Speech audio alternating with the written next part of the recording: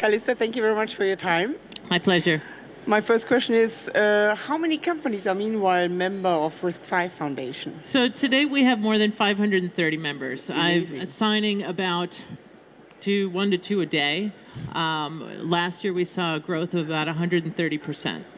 So Amazing. of that, we are aiming for around 300 to 400 corporate members by the end of the year. And we also have a diversity of individuals and universities as well. Amazing, great. Can you give an overview of the share of the different areas like IP, semiconductor, tools? So that is a great question. That is something that we are working on getting better data on to understand each dimension. So we've got 6 different categories that we're going to be measuring, and we are going back out and through our membership to affirm, we put you in this category. Do you feel that is correct? Many companies have many different interests, and so it's very important for us to get it right. So I don't have that data point, but we are seeing continued steady growth across many dimensions of our membership. So one dimension is on size of company, everything from independent engineers through to large multinationals. And it's really interesting to see how many startups we see coming on. For decades, it has not been popular to start a semiconductor company, right? Yes, of course not. RISC V has blown away those barriers, both from the business model as well as the technical barriers to custom processing, to really innovate and collaborate with something in an open environment. So it's been really profound that way. Large multinationals, many of them are putting a toe in the water just to bring a microcontroller from RISC V into their product. So NVIDIA with GPUs, Western Digital with microcontrollers for memory and for storage. You know, we saw an article recently that NVIDIA is bringing RISC V in as a key part of the safety and security that they do in automotive. Okay. Right? So that brings us to industries. Automotive, HPC, EPI in Europe, absolutely guns a-blazing on RISC V when it comes to the acceleration component. I was at HiPiC last month in Bologna, and the next month I'm going to Paris for the first EPI forum. Very eager to continue engaging and deepening involvement with RISC V. So HPC, automotive, embedded, industrial, we're hitting many different sectors, so that's another dimension of our community. And then on the technical side, tools, resources, software, core IP, we continue to see that diversity as well. Okay, I think that's one important point, because competing company, let's say in this way, they always insist in the advantage of the huge ecosystem behind the course. Yeah. Do you think the ecosystem for RISC V is probably not on the same level, but there are not still gaps which have to be filled? So, you know, there are so many advantages and disadvantages to different architectures. And many of my members have strategic interests in multiple architectures. Guess what? That's a great idea. You should also have strategic interest in multiple supply options, multiple innovation partner options, and that's what open gives you choice on, right? So while some architectures are far ahead on ecosystem, they may not satisfy your same business flexibility needs. The business model changes, the innovation that is available to you in the first place. Are you trapped in a proprietary model, or can you do something different? Now, I don't think I think you have that choice to make when you're looking at greenfield, when you're looking at new spaces that you want to go develop for. That's very different than going to your boss and saying, you know what, I know we've spent millions of dollars on this architecture and I want to rip it out and put RISC V in. That's the day you go looking for a new job. Yeah. Okay? Yeah, probably. But so leave your existing architecture decisions alone. Take a look at RISC V for microcontrollers. Take a look at RISC V for new spaces and IoT. I mean, AR and VR with Oculus and Facebook. And there's so many exciting new frontiers to embark on. But on the other side, that's true. But the funny thing is, when I would have expected that companies like ST or NXP or some of these major microcontroller companies will jump on RISC V. And NXP is leading our software initiative right now. But you know, they never came out with a RISC V based MCU, general purpose MCU family. And I was surprised. I would have expected that they will do it immediately. okay. What do you think? What is the reason behind this? Well, I can't speak to individual members' strategic directions and timing But do you and so expect forth. that in long term there will be more general, for example, general purpose?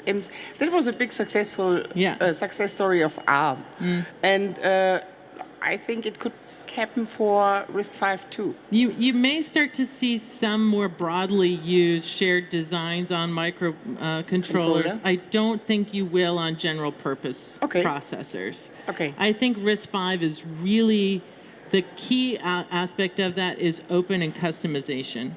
It's not about let's go to volume for servers and phones, right? Okay. That's not the sweet spot. Okay. But that's not out of bounds either. I mean, if you're looking at some of the white box approaches, it's within the realm of possibility. I just don't see that as wave number one. Okay. One other question, do you see differences in the acceptance between the different regions? For example, China is more interested in RISC V than, let's say, Europe, or are they all over the world, the interest is very high?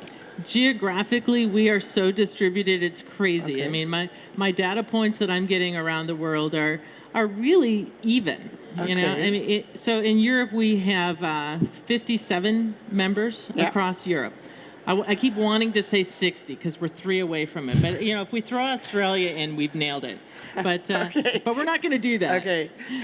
So there's great distribution geographically, and it continues to grow that way too. Okay. We're not seeing spikes or dips or anything like that. I do see that Europe is most interested in HPC. Yeah. And so that appears to be the sweet spot here. Okay. As well as embedded. I mean, that's kind of where our roots have been. Okay. Yeah. More or less. Yeah. Okay. Next question. There's a debate that, especially this open source approach, could be a problem for RISC V.